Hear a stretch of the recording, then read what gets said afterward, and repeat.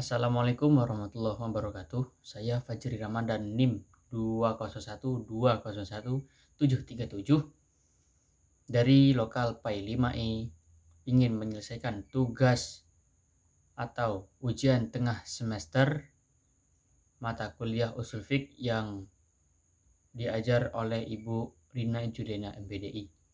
Di sini tugas dari Ibu Rina Juliana MPDI adalah menjelaskan sedikit materi tentang jurnal yang kita ringkas. Nah, jurnal yang saya ringkas ini berjudul Perkembangan Ilmu Ushul Fiqh di Era Modern. Nah, kata fiqh itu memiliki arti pemahaman atau pengertian atau pengetahuan.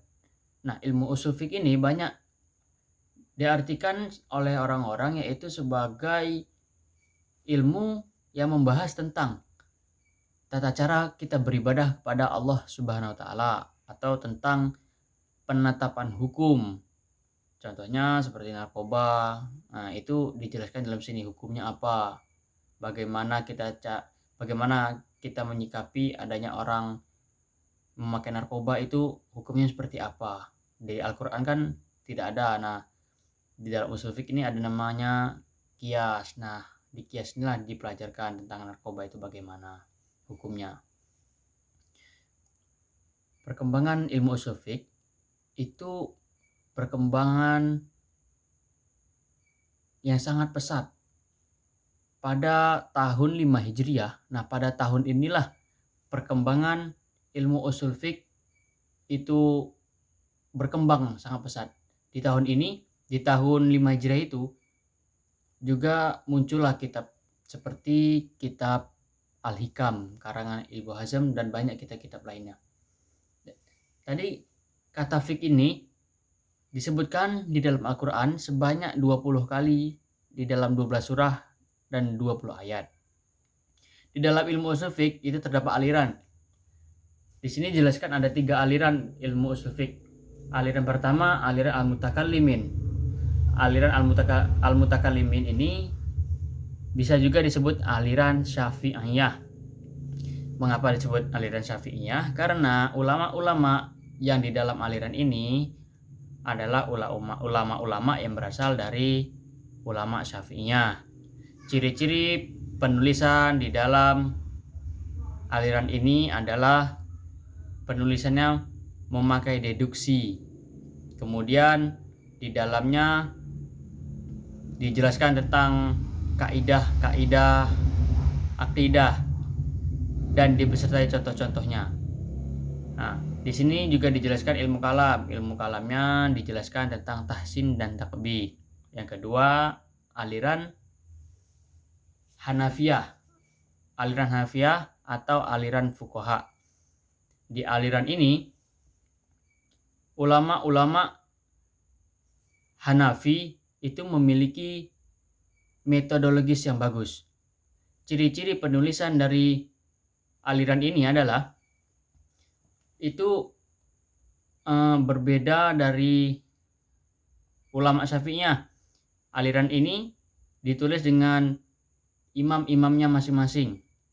Nah, di aliran ini terdapat penetapan hukum yang berbeda.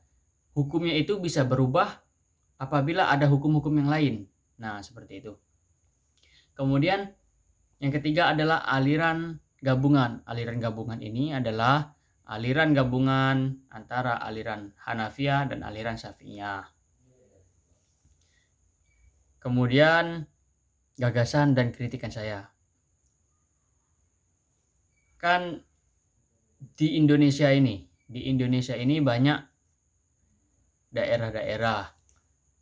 Dan kalau bisa di daerah masing-masing, minimal di desa itu memiliki satu aliran. Jadi di desa itu tidak ada perdebatan atau perbedaan pendapat para ulama.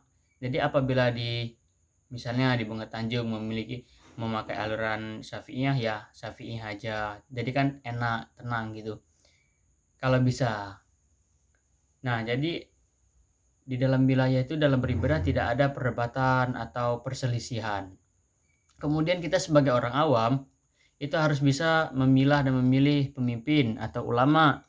Karena sekarang banyak ulama-ulama yang baru hafal 1 hadis, 2 hadis, itu sudah berani kowar-kowar sana sini, sudah berani mengajak-ngajak, sudah berani mencari umat, memberi pemahaman, padahal baru hafal 1, 2 hadis.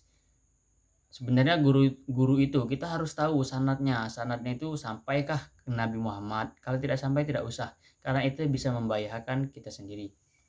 Nah, kritikan untuk jurnal yang saya tulis ini, kalau bisa itu jurnalnya dibuat, kan di situ cuman dijelaskan aliran-alirannya saja.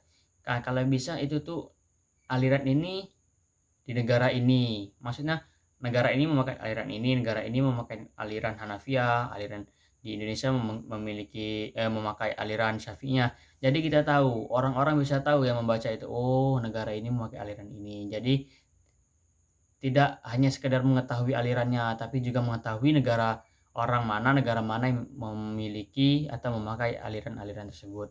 Sekian dari saya. Apabila terdapat kesalahan, kekurangan, saya orang yang awam, memohon maaf yang sebesar-besarnya. Saya akhiri. Wallahul muwaffiq ila aqwamit thoriq, ihdinas siratal mustaqim.